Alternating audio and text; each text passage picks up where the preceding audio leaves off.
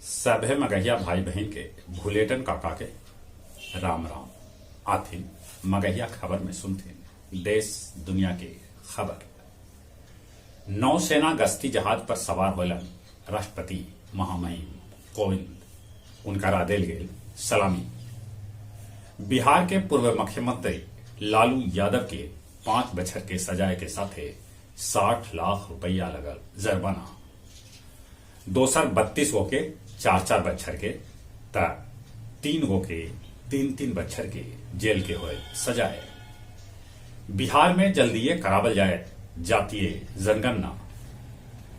दक्षिण बिहार केंद्रीय विश्वविद्यालय के विवेकानंद सभागार में अंतर्राष्ट्रीय मातृभाषा दिवस के अवसर पर कैकन गो मगही साहित्यकार के सम्मानित कल गए, जरा में डॉक्टर राम सिंहासन सिंह, डॉक्टर राकेश कुमार सिन्हा रवि और डॉक्टर अलखदेव प्रसाद अचल भी शामिल होलन। प्राथमिक शिक्षा में भोजपुरी के शामिल करे पर बिहार सरकार कर रहा है विचार।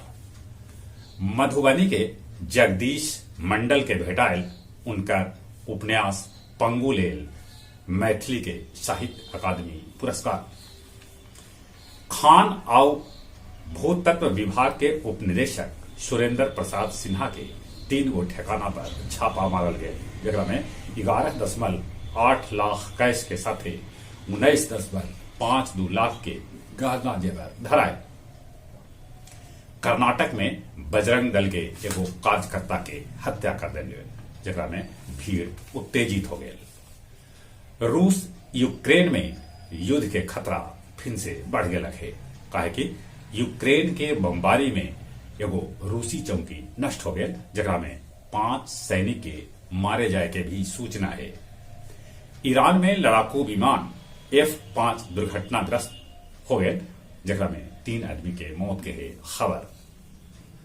बोस्निया में जातीय तनाव के बीच बोस्निया के टूटे के खतरा बढ़ गया है। यूरोपीय संघ कर रहा है बचाव। रूस पर प्रतिबंध लगावे के तैयारी में है अमेरिका। संयुक्त अरब अमीरात में 85-100 बछर पुरान इमारत के अवशेष भेटायल है। गुरुआ थाना के डोमिया गांव के संतोष शर्मा के घरवाली अपन 3 गो लड़का के साथे जान हथेलेल तालाब में कूद गए। अपने तो बच गए, बाकी 2 लड़कन के मौत हो गए। एगो लड़का के खोज जारी है। मैट्रिक के छात्रा अस्मिता के ट्रक रौन दिलक, जरा से ओकर मौत हो गलक। वो इंटरनेशनल पब्लिक स्कूल शेरघाटी में परीक्षा देके लौट रहा है। और अब कुछ खेल के समाचार। T20 रैंकिंग में रोहित के भारतीय टीम फिर से बनल नंबर 1। वेस्ट इंडीज के सफाया के बाद भारतीय टीम श्रीलंका से भिड़े ले लखनऊ पहुंच गलक। बुल्गारिया में भारतीय पहलवान सभे के भेटायल 16 गो पदक। प्रगानंदा शतरंज में विश्व के नंबर 1 कार्सनल के हरवलन। भारतीय महिला टीम न्यूजीलैंड के साथ खेलत आज चौथा एक दिवसीय, वो पहला ही 3 गो एक दिवसीय हार चुकल है। जहां तक मौसम के सवाल है, आसमान साफ है, मौसम धीरे धीरे साफ होने की उम्मीद है। बाकी कोरोना से बचे ले मुंह और नाक पर मास्क जरूर लगाते। चलिए एक बार फिर से अपने सभी के भूलेटन काका के राम राम।